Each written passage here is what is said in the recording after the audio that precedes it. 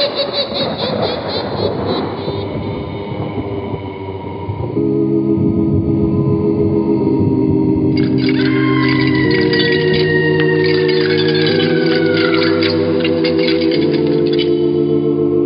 Mysterious Old Radio Listening Society podcast.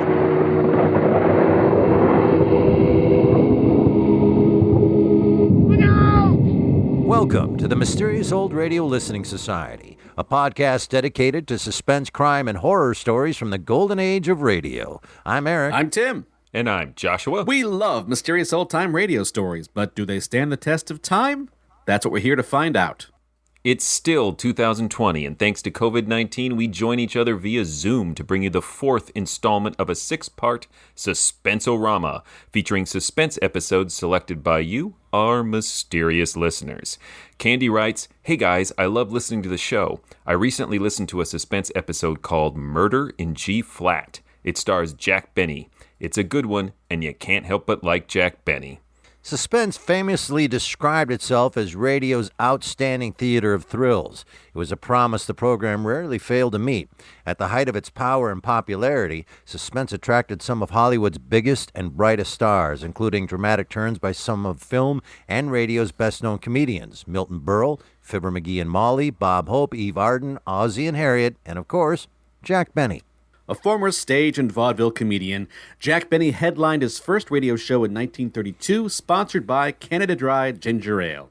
Although the sponsors and networks changed over the years, a version of the Jack Benny program remained on the air until 1955, when Benny left radio to concentrate on television. Today, Jack Benny is considered one of the giants of American comedy. As John Dunning notes in his Encyclopedia of Old-Time Radio, who else could play for 4 decades the part of a vain, miserly, argumentative skinflint and emerge a national treasure? Murder in G-Flat was produced and directed by Mr. Radio, Elliot Lewis, and written by frequent suspense contributor Richard George Pedicini.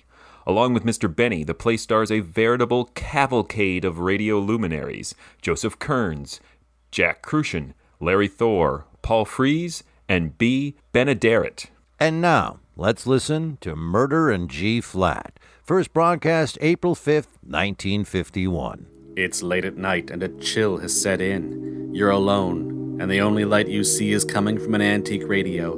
Listen to the sounds coming from the speaker, listen to the music, and listen to the voices.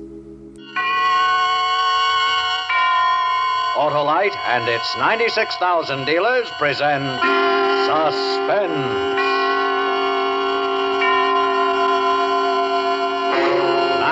Autolite brings you a story of treachery and greed. A story we call Murder in G-Flat, starring Mr. Jack Benny.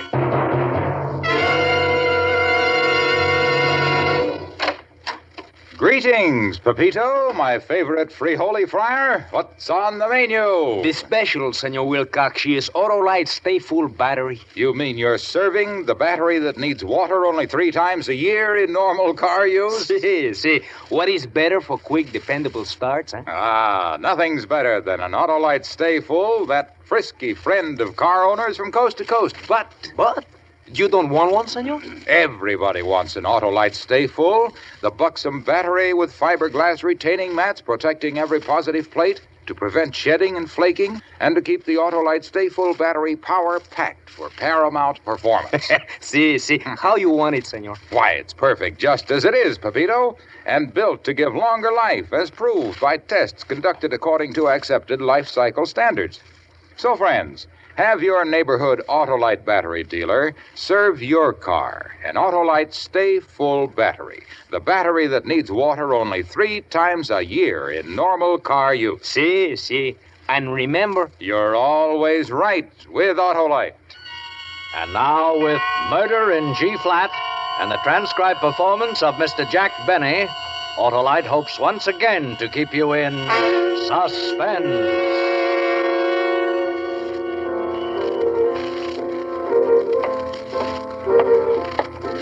Lieutenant, in here, sir, in the rec hall. What's he doing in the rec hall? Well, he thought he'd tune the piano while I was waiting, Lieutenant.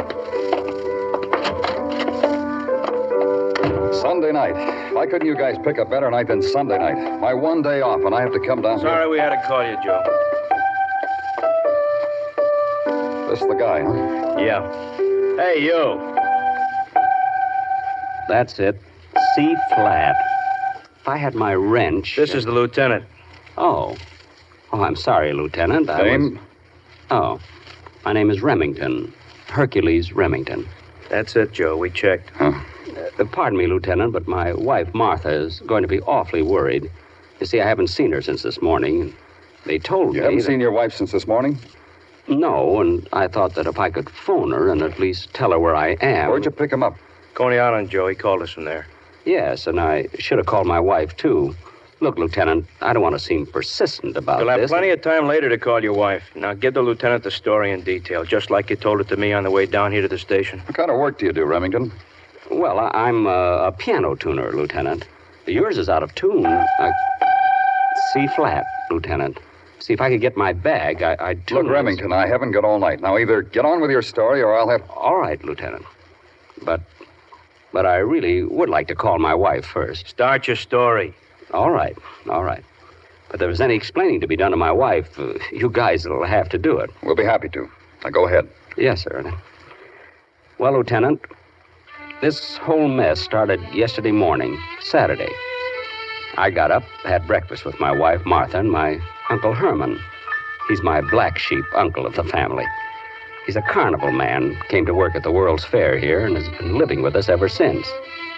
I think he ought to pay at least 1/3 of the rent, but Martha, well, she feels sorry for him. Anyway, I left the house around 10 o'clock on my way to the Lippin Ridge School of Music. I usually tune their pianos on the first Saturday of the month. You see, because there aren't any classes there on that Saturday. I catch the BMT at 57th and get off at Union Square. Well, yesterday morning I got on the subway, just like I always do. I carry a little ordinary brown bag with all my tools in it and usually lay it right next to me under the seat. I was just sitting there, thinking hard, wondering how I was going to meet the bills at the end of the month, when a man sat down next to me. He shoved something under the seat and just sat there staring ahead. B flat, D flat, B flat, D flat, B flat, D flat. I beg your pardon. Oh, I'm sorry. I guess I got carried away for a moment. 4 stops later, the man got up, reached under the seat, pulled out a little brown bag, and started for the door. I remember noticing he was bald-headed and wearing big black horn-rimmed glasses. For a minute, I thought he'd stolen my bag of tools, but I reached my hand under the seat and found my bag was still there. I remember sort of chuckling to myself, thinking of the coincidence that he'd been carrying the same type of bag. Well, anyway, I got off at Union Square and walked up to the Lippin Ridge School of Music on 14th. There are 4 floors there, a piano on each floor. And I usually start at the top and work my way down. Well, since the school doesn't have any classes on Saturday, the place was deserted.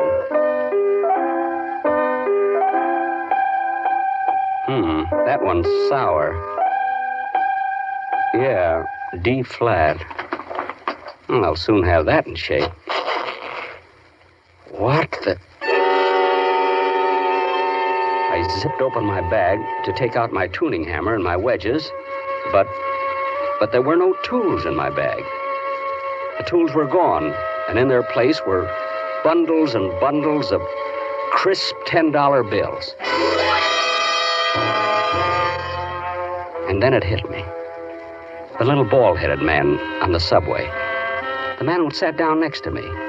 This bag belonged to him. He picked up mine by mistake. There was no name on the bag, no identification of any kind. I started counting one of the bundles.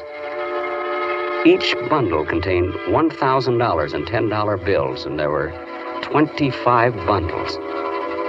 I had just come heir to $25,000.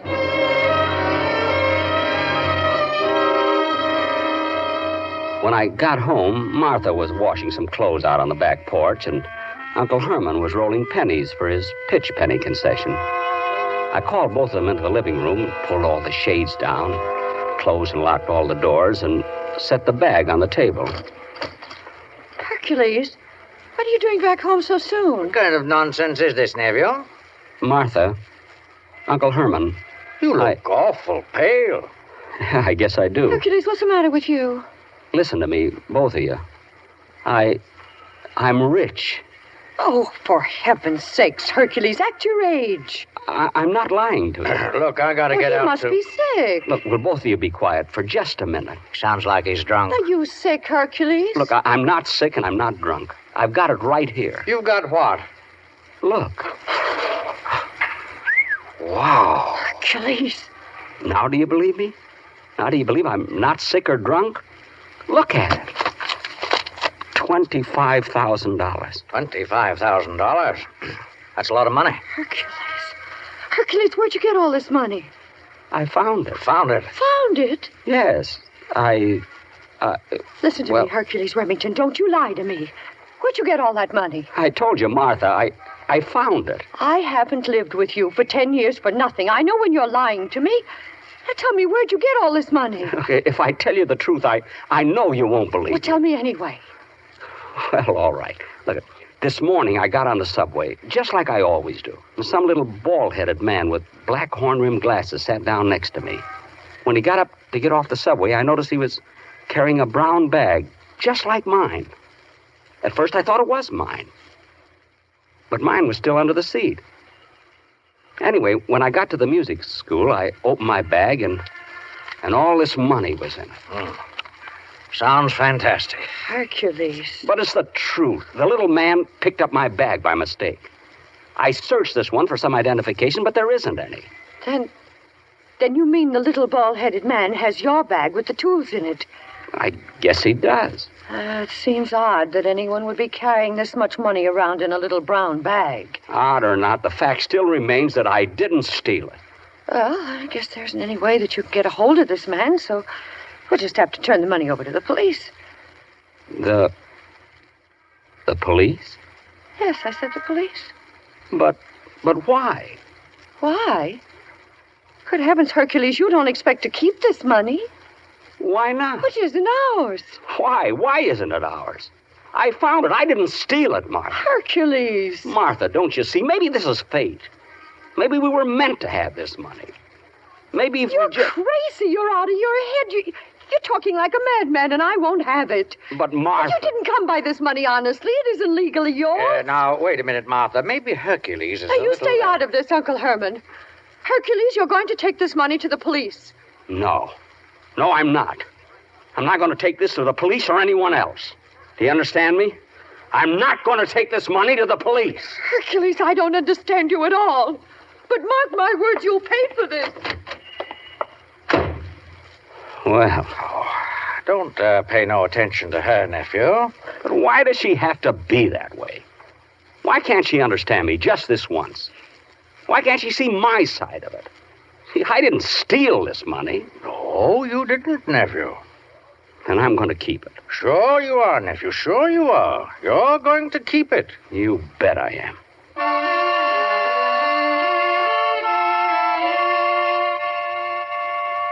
The next morning, that was this morning, Sunday, Martha wouldn't speak to me at all. Her eyes were all red and puffed up.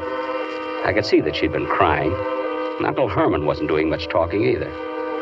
Martha just kept sniffling as she puttered around the stove. Martha, my peach isn't peeled. Peel it yourself.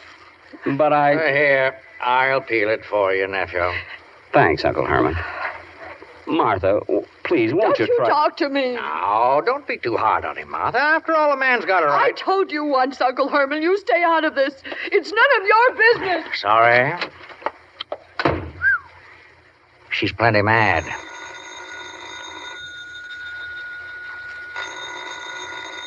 Well, ain't you going to answer the phone? Hello? Mr. Remington? Yes? Hercules Remington? Yes, who is this, please? I want to return your bag of piano tools to you, Mr. Remington. I believe there was a slight mix-up. I believe in my haste I picked up your bag instead. But how did you find me? I mean... Oh, it was quite simple. There's only one piano tuner with the initials HR in New York City. Well, what do you know? You do want your piano tools back, don't you, Mr. Remington? Listen to me. I don't think you'd like the idea of not being able to tune any more pianos. What? And I'd like to have my bag returned. Of course. As soon as possible. Yes. Tonight. Tonight? At 9:30 tonight. Meet me at Madison Square Garden. Madison Square Garden? At 9:30 at the 49th Street entrance. The door on the far end will be left slightly open. And, please be prompt, Mr. Remington, with my brown bag. You see, it will displease my business partner considerably if he finds I've lost the bag. No, all right. The 49th Street entrance, the door on the far end. Hercules, what's wrong? Well, you're as white as a ghost. I am? You sure are. I guess I should be. That was the little bald-headed man with horn-rimmed glasses, Uncle Herman. I've just lost $25,000.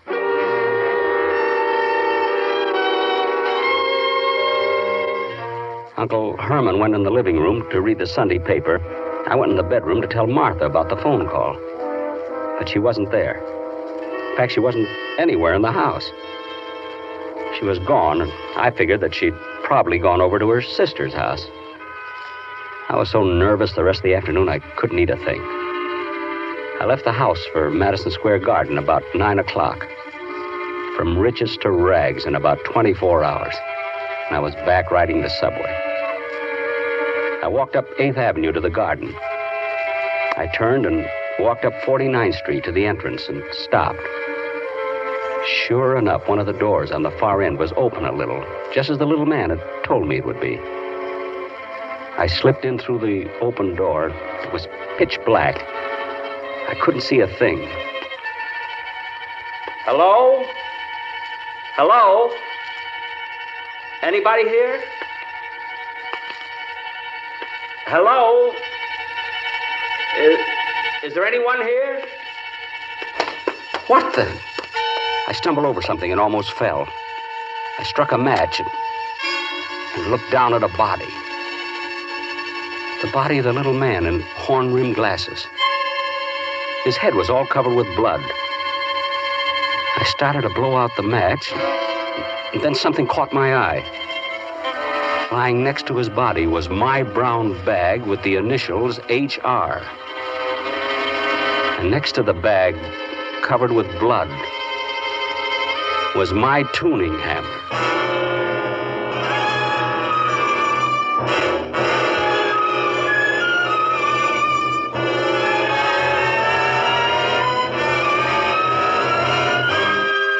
Autolite is bringing you Mr. Jack Benny in Murder in G-Flat.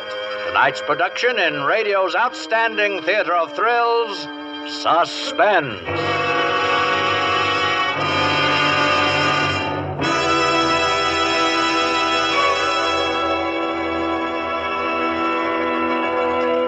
Senor Wilcox, why does the Autolite Stay Full battery need water like Pepito needs a hole in the head? Well, Pepito, the Autolite Stay Full needs water only 3 times a year in normal car use because that consistently conserving and constantly cooperating battery has over 3 times the liquid protection of batteries without Stay Full features. And why is the Autolite Stay Full strong as a bull, senor? Because of the fiberglass retaining mats protecting every positive plate. They prevent shedding and flaking and keep the power-producing materials in place. Greater convenience and dependable starting, yes, senor? Right, Pepito. And in addition, the Autolite Stay Full battery gives you longer life, as proved by tests conducted according to accepted life cycle standards. And all these make the Stay Full welcome a siesta after fiesta. Eh, senor? Right you are. So, friends, visit your neighborhood Autolite battery dealer for an Autolite Stay Full. The battery that needs water only 3 times a year in normal car use. Your Autolite battery man is fully equipped to give you the best in battery advice and service because... Because you are always right with Autolite. And now, Autolite brings back to our Hollywood soundstage Mr. Jack Benny in Elliot Lewis's production of Murder in G-Flat. A tale well calculated to keep you in suspense. Please, Lieutenant, may I call my wife? I want to... Finish your story first, Mr. Remington. You can call her after that. Oh, all right. Now, you were standing over the body of this man in Madison Square Garden. You found your tuning hammer next to the body. Yes, my tuning hammer. Let me tell you, Lieutenant, I was scared. Plenty scared. There I was, standing over a dead man in Madison Square Garden. And clutched in my hand was his brown bag containing $25,000. Who had killed him? But I couldn't stop to think about that now. I had to get out of there, and fast, and take my bag and hammer lying on the floor with me. I started to reach for my bag when a sound, G-flat. Someone had opened up a knife. Whoever it was coming toward me, I blew out the match and waited. Who was in that corridor with me? Was it the business partner of the little man? Was it... I started to move backwards, and then a big black figure loomed up at me. With all my strength, I brought the brown bag swinging up from the floor.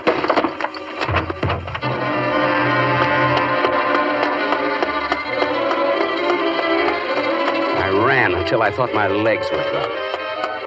My mind was all fogged up now. I couldn't think straight. Who was the guy who just tried to kill me? One thing I knew for sure, I had to get rid of this money until I could think things out. But where? Where could I get rid of it? I neared the corner of 59th and 8th Avenue and then saw it. A bus terminal. Why not? A public locker in the bus station. I opened the door and walked in. Scranton, Pittsburgh, and Philadelphia leaving in 10 minutes? Yes, ma'am, in about 20 minutes. Excuse me, mister. I'd like to have a key for a locker. Just a second. G sharp. What'd you say? Oh, nothing. What do you know? Haven't got an empty one right now. Have to wait a little while. You mean out of all of these hundreds of lockers, you haven't got one empty? Well, I'm sorry, mister, but you can see for yourself. A lot of servicemen in town over the weekend. Well, how long will it be? 10, 15 minutes, maybe a couple hours. Okay, I'll wait. I'll sit over there. I bought a paper at the newsstand and sat down on one of the benches. I didn't even know what I was reading. I just kept... And then I saw it. On page 2, a complete account of a robbery that had occurred on Friday night at one of the downtown post offices. 2 bandits had escaped with $25,000 in $10 bills. This was it. It must have been. But would the police believe a story like that? Of course they wouldn't. I had the money, and it was my tuning hammer there, lying next to the body in the garden. I got out of that bus terminal in a hurry and walked up 8th Avenue. Where could I go? The only place I could think of was Coney Island. Coney Island and Uncle Herman and his pitch penny concession. It was late, and the island amusement park was almost deserted. It was cold and close to 11. Uncle Herman was leaning against the side of his concession as I walked up. Why, nephew, what are you doing out this way? Uncle Herman, quick, let's go in back. All right. There ain't no customers anyway. Yeah. Now, what happened, Hercules? Did you give the money back to the man? I went to meet him at the garden, just like he told me. But when I got there and I found him, he was dead. Dead? He'd been beat over the head with my tuning hammer. Why, Hercules. I was just about to grab my hammer and bag and get out of there when someone made a lunge at me in the dark. But I got away. I went to a bus terminal to put the money in a locker. I had to wait. And then I read that the money is stolen post office money. Oh, you got yourself in a mess, nephew. I'm frantic. I don't know what to do. That's why I came here. Well, I'm glad you did, nephew. Glad you did. But what am I going to do? Well, best thing would be to go back and get that hammer and bag. Leave the money here. I'll hide it for you. But maybe I ought to go to the police. You can't go to the police with that story. They'd never believe you, Hercules. I know. Bring your bag and come with me, nephew. I got a hiding place for that money that no one will ever find. Uncle Herman locked his place up, and then he led me over to the fun house. It was closed now, and the place was all dark. But Uncle Herman had a key. He led me up some stairs to a high ramp that people climb on, to slide down the big chute. He stopped at one of them. Here, nephew. Right under this top chute, we'll just pry one of the boards loose a little and slip the bag with the money underneath. No one in the world will ever look for it. There we are. Now, give me the bag, nephew. Here you are, Uncle Herman. Are you sure that no one will find it here? Absolutely, nephew. You and I are the only ones who know where it is. Well, there's nothing to be afraid of. Now, hand me the bag. Here you are. That's it.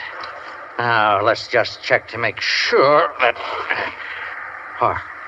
What's the matter, Uncle Herman? Where's the money, nephew? The money? What are you talking about? It's in the...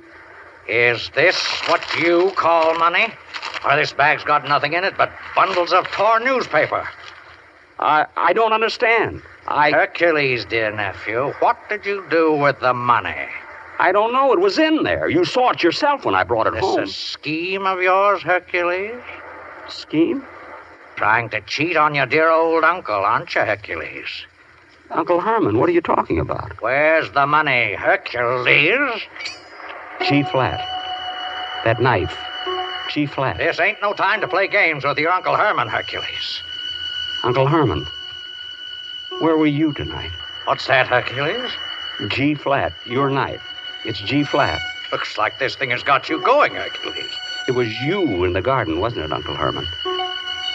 You killed him. Let's not waste any more time, nephew. Now tell me where that money is. I don't know. Stop lying to your dear uncle, Hercules. I'm not lying. I usually use this knife to scale fish. The smell of fish is stronger than the smell of blood. But I tell you, I don't know where that money is. You're lying to me. You came down here just to throw me off, didn't you? Make me think you lost the money. Uncle Herman, stay away from me. All right, Hercules. So you won't tell your dear uncle. He rushed at me with the knife. I stepped back, tripped over the board he had pried loose, and fell down. But Uncle Herman... He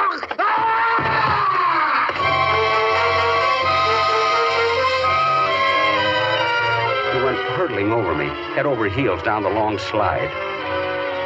When I got back down at the bottom of the slide chute, he was dead. The uncle had his neck broken, Lieutenant. Yeah. What about the money? Well, Mr. Remington's wife turned it over to the authorities this morning about 11 o'clock. She said the money wasn't his, and she didn't want him carrying it around. Well, I guess that'll be all, Mr. Remington. You can go now. But isn't it dangerous? I mean, the partner is still... We picked up his business partner a few hours after the robbery. Oh. But just in case you happen to come across another $25,000 that doesn't belong to you, promise me that you'll get in touch with the authorities, will you, Mr. Remington? Oh, I've learned my lesson, Lieutenant. Believe you me, I have. Yeah, good. Oh, for heaven's sakes, I almost forgot. I gotta call my wife. She's probably frantic by now. There's a payphone right outside in the corridor. Payphone? Yeah, right around the corner. You can't miss it. Well, she's waited this long. I think I'll just tell her when I get home.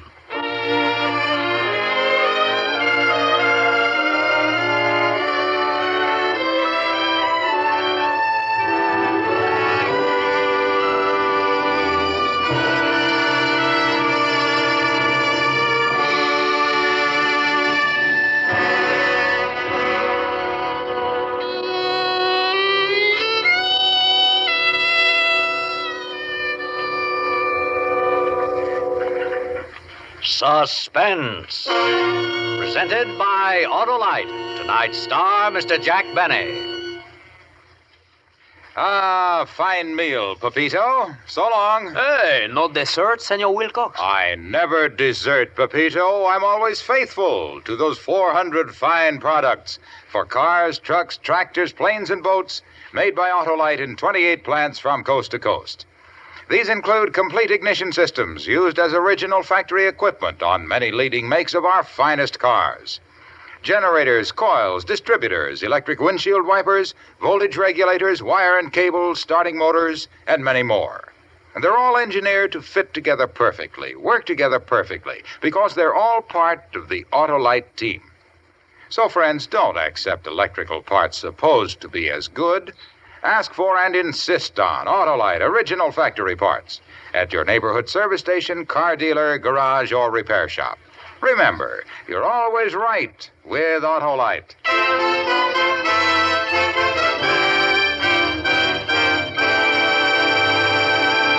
Next week on Suspense, our stars will be Lucille Ball and Desi Arnaz in Early to Death.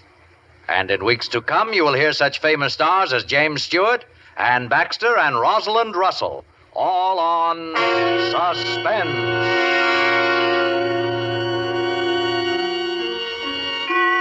Suspense is produced and directed by Elliot Lewis, with music composed by Lucien Moravec and conducted by Lud Gluskin. Murder in G-Flat was written for Suspense by Richard George Pedicini. Portions of this program were transcribed.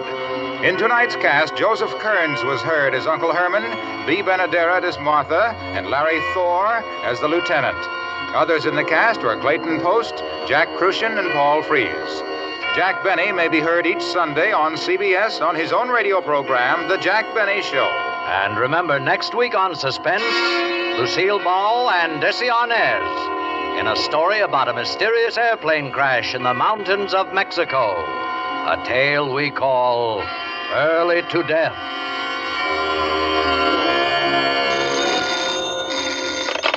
You can buy Autolite Stay-Full batteries, Autolite resistor-type or standard-type spark plugs, Autolite electrical parts at your neighborhood Autolite dealers. Switch to Autolite. Good night. Tonight, Autolite salutes the men and women leaders in boys' clubs all over America. This is National Boys Club Week, a time to remember that our boys' clubs serve the boy, the community, and the nation by training tomorrow's leaders today. This is CBS, the Columbia Broadcasting System.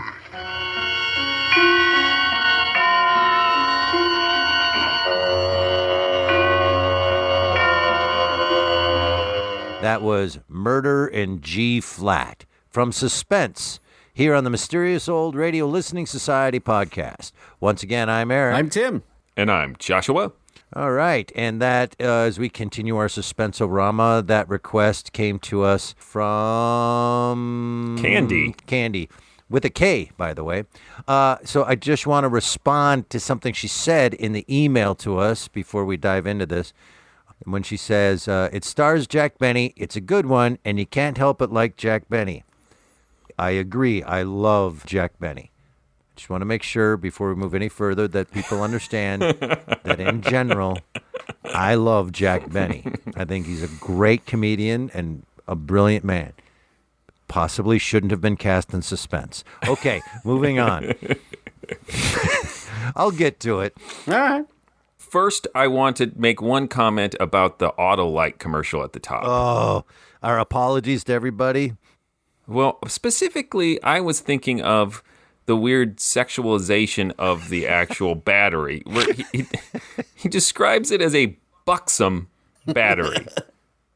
And I understand that sex sells, but it seems strange to me to describe a battery as, plump and large-breasted, which is essentially what he's saying, unless the word buxom has changed dramatically since 1951, which I don't think it has. Buxom used to mean full of electricity. Oh, that's good to know. But he also... Anything you attach jumper cables to. That is why Autolite is the frisky friend of car owners. Yeah. Well, that explains some feelings I had after listening to that I couldn't quite explain. So is that like Don Draper took over the account? Yes. Yeah, the girlfriend who only needs water 3 times a year in normal use. And it goes without saying, in modern day ears, Pepito for Holy Friar is a hard listen. So that's got to be put in context of the time. Just pointing it out, I'm sure we all heard it and went, oh. Is there some context for Pepito that I'm missing? Because usually in old-time radio, if they're going to do a racial stereotype, they go full in. It would be something about, Autolite batteries look great in a sombrero. I mean, they'd usually be far more racist about it. It Right. seems more like a non sequitur in this era. Yeah, there's no reason for him to be of that descent. They may have been thinking, oh, Jack Benny's our guest. We have to bring out our fanciest ethnic stereotype to impress him. Hold on. Is Pepito perhaps one of the characters from the Jack Benny program? Not that I'm aware of. Not that I'm aware of either, but I'm just trying to help. There are plenty of Jack Benny references in here. So. Oh, yeah. Oh, yeah. That happens. Okay, well, let's delve in. It's a lovely, simple little story. And consequently, I'm not mad. It's a basic story. I'm just disappointed.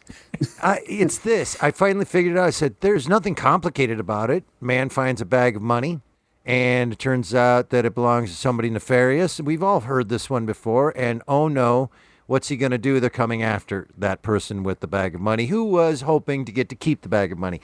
This isn't anything deep or complicated. But why did it fail me so bad? It was Benny. He's not a bad actor by any means, but he certainly never took us on any kind of internal journey. There's no fear. There's no anger. He never raises the stakes. He stays right there.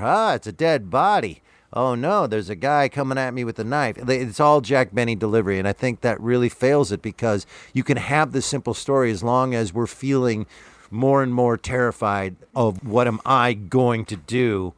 I'm in a really bad spot, but we never felt that. I think I had a very similar reaction, but came to a different conclusion. I was thinking that on paper, this is a really, really good episode that in practice it doesn't quite live up to. And I liked Benny and liked his performance. It was just the word-to-word pacing of the script. The twists were interesting, and I didn't see them coming, and they were fast and furious at the end. But it just didn't get from beat to beat in a way that built momentum, which I can totally see like that actually could be just the performance of it and not the script. But I felt it was the script. I agree with everything you guys are saying, but I think the problem is that the script is conceived from almost beginning to end as a Jack Benny joke, which I think is why Jack Benny plays it so flat and straight. The fact that he's a piano tuner is a Jack Benny joke because he's notoriously tone deaf. The fact that he gets his money and his wife gives him every reasonable reason he should not keep $25,000. And he's like, I'm going to keep it. That's a Jack Benny joke. The entire thing exists to keep reminding you that this is not an actor putting on a performance, but it's Jack Benny doing suspense. Down to the last line of the entire play, which, again, if you were a modern listener and didn't know Jack Benny, you would be really confused by that he's too cheap to use a payphone to call his wife. Right. And then we get the fiddle version of suspense at the end. So, I mean, like, from beginning to end, it's Jack Benny jokes, and I think that undermines the suspense. And I think if the suspense elements of the story were weaker than they actually are, it wouldn't have been a big deal. We would have been, oh, this is kind of fun. It's Jack Benny, and he's kind of doing a suspense parody. But because the grim moments and the twists feel real, it doesn't feel supported by the rest of it. I mean, there's a guy who is murdered with a tuning hammer, really grim, and death by carnival slide. Someone should call OSHA because slides should not kill a person.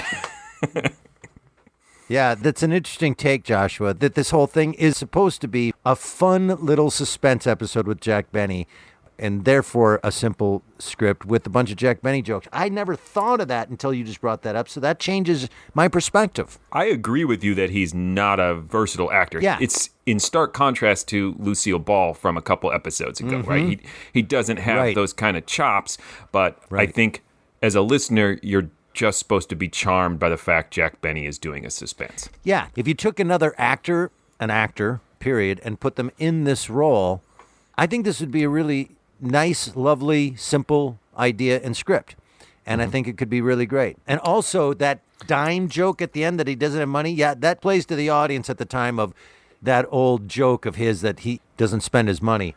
But it also works in the context of the show that he just lost $25,000. So you wouldn't need to know that about him to make the assumption of, oh, he doesn't have a dime to his name anymore. I hadn't thought of that. And I think that's part of the problems of this episode is it tries too hard to have it two different ways. and it never fully succeeds on either front. It's not quite fun enough on the Jack Benny front, and it fails to build the tension on the suspense side of I things. could see that this was an existing suspense script that they said, hey, Jack Benny's coming in. Do we have anything that might fit him okay? Yeah, I agree with that 100%. It's so on the nose, though, they had to have added other jokes. Sure. I mean, he mentions cheapness so often throughout this. And I mean, maybe that was the original script's motivation for why this character would pick up an illicit bag of money and want to keep it. I want to keep that bag of money. But I'm so used to the trope of the nagging wife who is always wrong, always tearing down the husband. And it was nice to have this reversed here where she was the voice of reason. She was 100% right.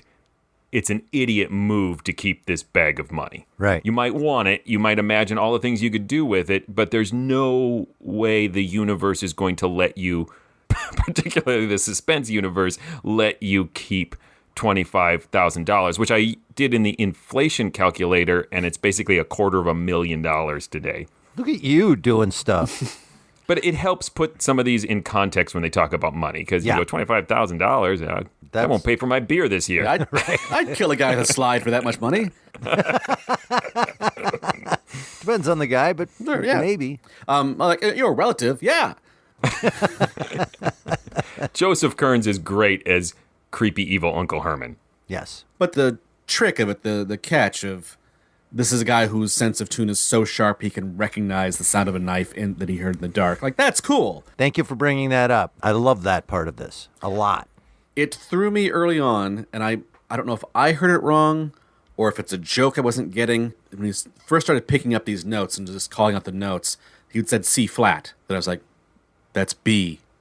C flat is B. Why would you say it that way? And it stuck with me for like longer than it should have. Of like, I think I've missed some important details, but isn't that just B? I'm like, what? Tim, it's a good point. I mean, you're not wrong technically, but that's a weird way to say it. I had the same thing happen to me over this strange fact, unless I'm missing something, that the police lieutenant has a piano in his office. Not only that, he has a rec room. Yeah. It was in a rec room. Now, I didn't understand where they were, so let's give them the benefit of the doubt. The lieutenant walks in and some guy says, he's here. He's in the rec room waiting for you.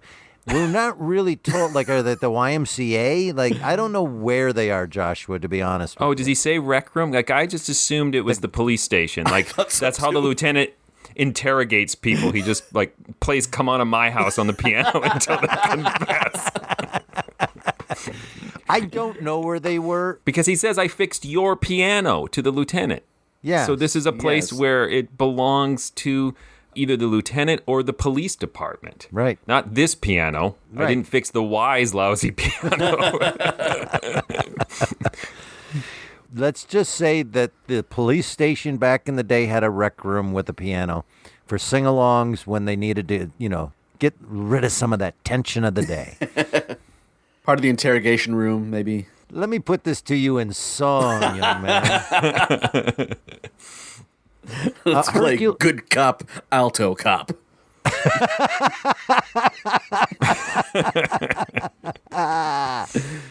Hercules Remington, unless I'm missing a joke, is just a phenomenal name. Is it a play on something that maybe we don't know? Because it's a lot of name for this character that's unnecessary. I think that's the joke. He's just a little kind of quiet piano tuner, and he's got such a dramatic name.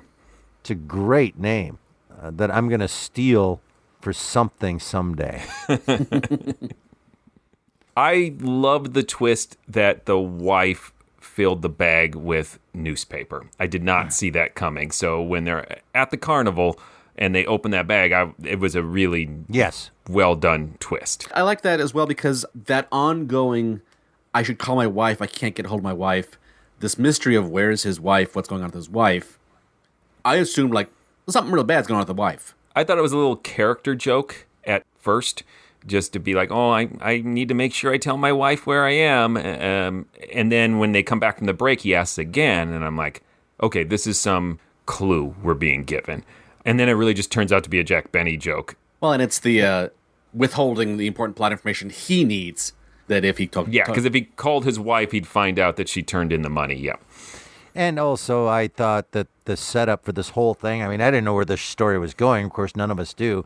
But I hung on to that wife calling thing at the beginning, and I just assumed one of two things. Either A, he was pretending and he'd actually killed his wife and everybody to keep the money. But I will say that at a certain point, before it was revealed, I went, oh, the uncle killed that guy in the warehouse. He's the only guy that knows that he was meeting him there. So I did see that coming, and that's rare for me because I'm not bright. And usually that stuff just zooms right by me. And I had no clue. I didn't see that coming either. I mean, I think toward the end when he goes to see his uncle at the Coney Carnival, Island. Yeah, Coney Island. I was like, okay, his uncle's going to be up to no good or somehow involved in that because we've got 5 minutes left and no one goes to Coney Island unscathed in a suspense episode. 5 minutes of whee! Yeah, we really got a whirlwind tour of New York in this episode, didn't we? From Madison Square Garden to Coney Island. And Tony Island. Went to Tony Island, too. That's a whole kind different of disappointing. island. Yeah, big, giant Tony Danza greets you. Grumpy Italians.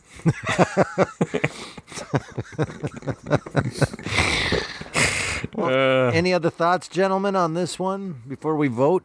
No, let's vote. I'll start. Candy's not going to be happy with me. For a number of reasons, I don't think it stands the test of time. And that is because you have to do too much explaining of Jack Benny for a lot of this to land. And then also the story itself isn't great. It's okay. It has one cool thing, the G-flat piano tuner knife thing. But other than that, it's not like, ooh, really cool story, because we've heard the story of a guy getting money by accident and getting in trouble many times. So not a classic, doesn't stand the test of time, but, you know, I didn't get mad at it or anything. It wasn't dark fantasy or anything. I think I'm similar. It's certainly historically significant because it's Jack Benny on Suspense, which is... Sure. That's a great opportunity and fantastic. It is also fascinating to hear Jack Benny play a more or less straight character, even if it's a slight fine-tuning of the character we often know him for. Right. Fine-tuning. And I like the story, and I like Jack Benny, but as we've been sort of critiquing, the two of them didn't necessarily mash together in a greater than some of its parts kind of way. So I don't think it stands the test of time, but it's definitely historically significant, and glad I listened to it. Yeah, I'm glad I listened to it. I had a great time. Like I said, I wasn't mad. I wasn't mad. The Eric Webster story. You know, that could follow just about every single sentence I utter. And the sequel, okay, I was mad.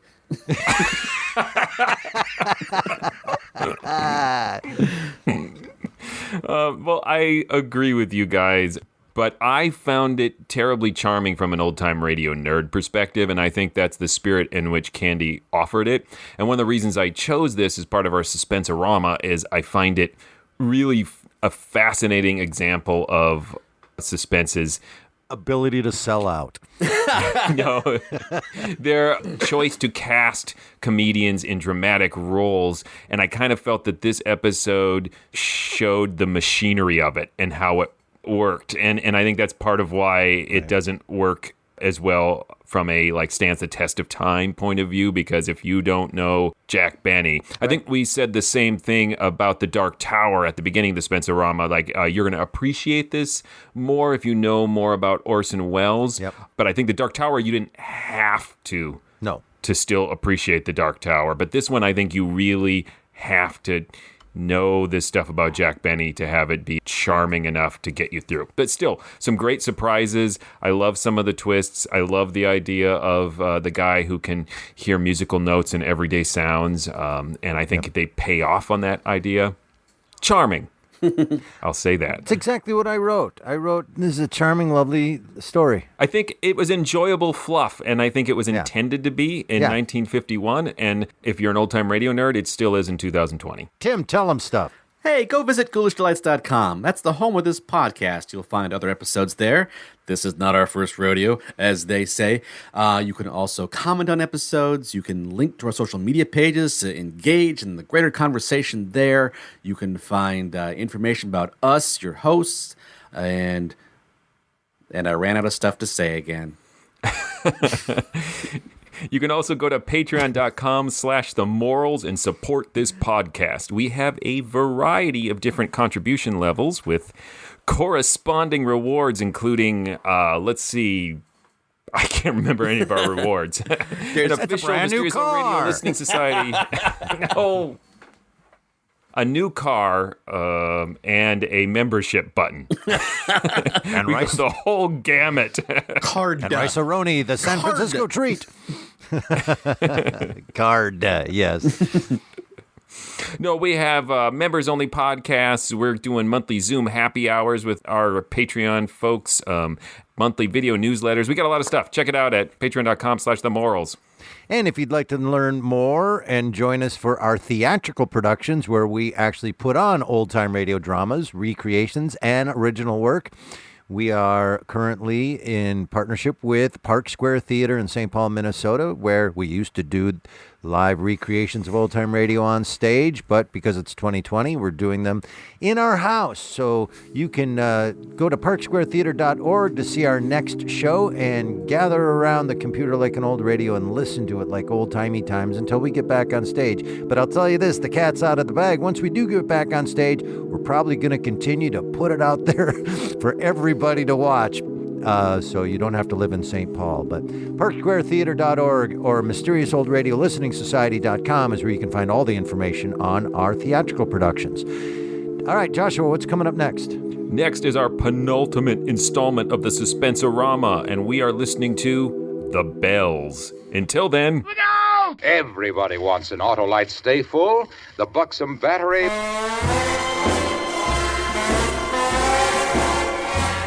Nothing's better than an Autolite Stay Full, that frisky friend of car owners from coast to coast.